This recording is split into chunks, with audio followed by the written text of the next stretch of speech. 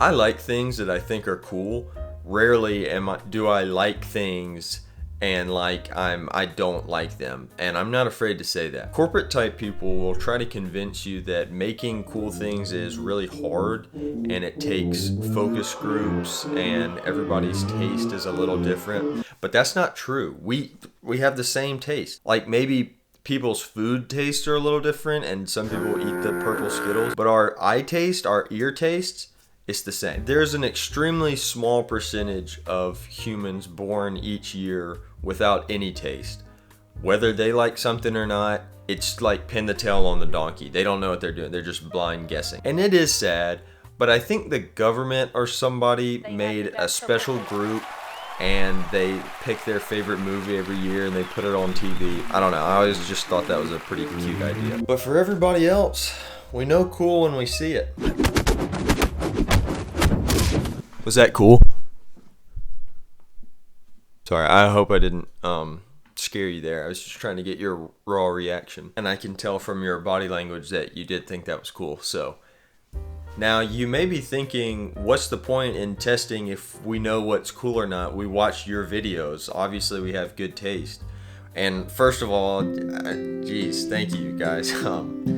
Second of all, if you're new to this channel though, and YouTube actually pushes this video out, then we don't know each other's tastes. And so I was thinking maybe we could just do like a quick compatibility test, if that's okay. Okay, so here's the test. You ready? One of these is cool. The original 1975 Jaws movie poster or the 2018 Megalodon poster? Correct. Call of Duty 1 or Call of Duty 20? Exactly. This bowl of fruit or anything that happened in the Borderlands movie? You got it. Okay, those were really easy. I'll be honest, I was just trying to make us feel a little more connected there. But these next ones are really gonna test if we're on the same page here. This Iron Man suit up.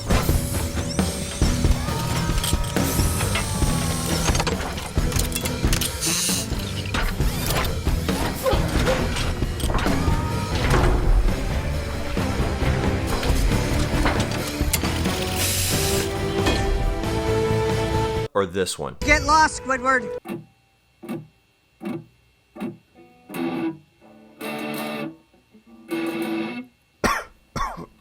Correct.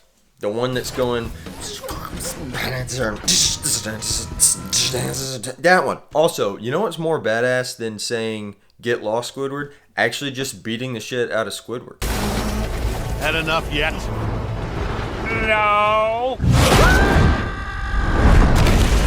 How cool would it have been if, in the middle of Squidward talking, Tony just fired off like 20 rounds at his head? And not laser rounds, not sonic wave amplification rounds, like 50 caliber exploding bust your eardrums rounds.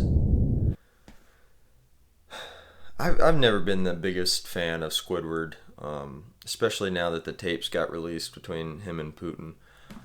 Anyway, Smart Hulk or 3D Grievous? I told you it was going to get harder. It's a trick question. Neither. You had it in the palm of your hands.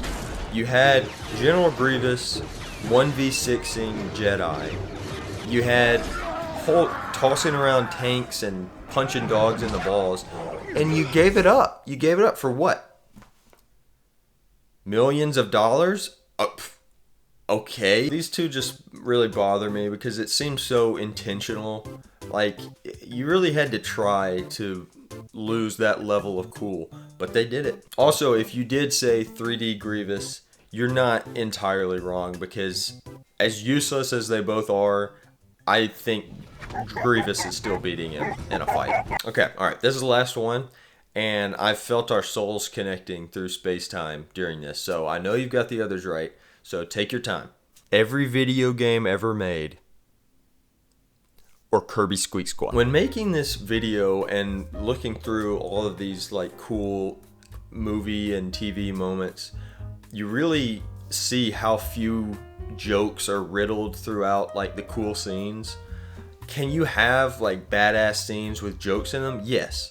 The Megamind third act drone entrance is a great example, and that could have been in my test of cool things for sure. But it's so often poorly done, and nowadays it's so overdone. The Marvel one-liner quippy combat writing style was old like 4 years ago. Usually when things are badass, they take themselves seriously and they have the visuals and writing to back it up. I guess if I had ChatGPT write my script, I too would be a little self-conscious about coming off as cheesy because I don't have a fourth wall break every fucking 5 seconds. Guys, sorry if I came off a little aggressive there. It's just before my dad became a pilot and flew off, abandoning me at age 6, he was one of several writers that got replaced by AI on a hit show in Hollywood. Years later, I found out that show was Big Bang Theory, so honestly, I'm kind of glad he left. But I didn't know that at the time. Now, if we all agree on what cool moments look like, how do we create those moments? Good visuals and audio are a given, but it takes more than that. The way I see it, there's 2 ways to go about this. Option 1, good writing. In like 10 more years, I think writing will be remembered as one of those things we used to do, like talking to girls or having private information. But that's really going to hurt the amount of cool things in the world. Like the fight between Aang and the Fire Lord. It was a really cool fight, but I'd argue that like half of that was because of the characters that were written and all of the writing that led up to it, you know? A lot of Godzilla films are plagued with bad writing. And I've always said, it doesn't matter how badass your lizard scenes are if the audience is asleep. Thousands gathered in the Bay Area last night to honor the victims of the 2014 attacks, part of a wave of memorials and protests. Would it be that hard for them to make an Avatar Godzilla and show him mastering all 4 elements and showing the friends he made along the way? No. But Hollywood won't do that because they're too lazy. Option 2, make it 80s. Everything in the 80s was so over the top, but they did it all so unironically. I know that made it come off as like cheesy and goofy sometimes, but cool things in the 80s now have aged like fine wine. With how safe and simple companies are doing everything now, the crazy 80s shenanigans are like a breath of fresh air. This is what an average 80s TV commercial looked like.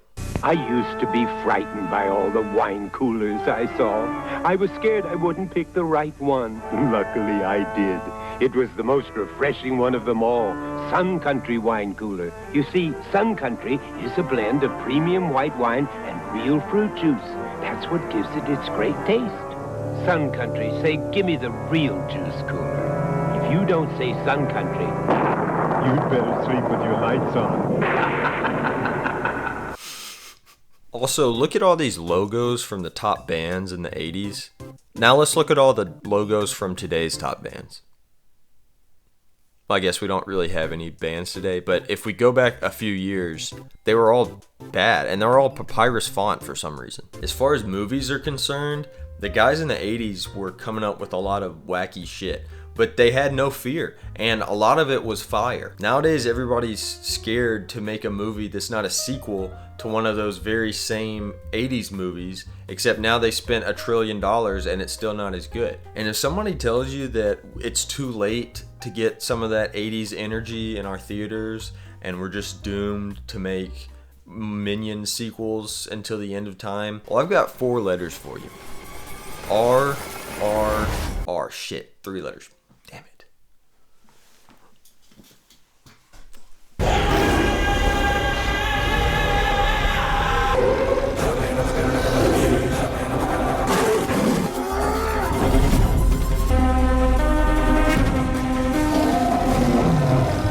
Sequels just don't have the ability to go that hard. Also, this guy soloed Smart Hulk, and these two together probably take out Thanos. Something else the 80s got right about cool things was angles. Curves are beautiful, but angles are badass. You can really see this in the cars that they were making during that time. And once again, now we're just trying to do cheap knockoffs of what they did. I went ahead and created an equation that shows the correlation between the amount of angles something has and how cool it is. I blurred it out because I'm going to put it on my Patreon, so sorry. By the way, you get some crazy numbers if you put in Optimus Prime. But you can really see this principle in animation when looking at the difference between Teen Titans and Teen Titans U. There's a lot of other factors that go into that, but still, the amount of angles is a big one. One last point before I wrap up.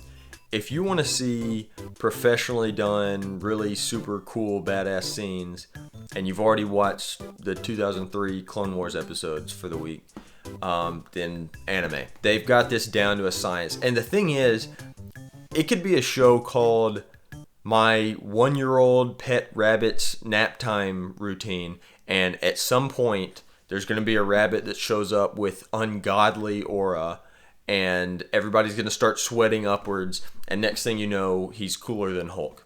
Hey, thanks for watching. I hope you enjoyed this one. If you made it this far, then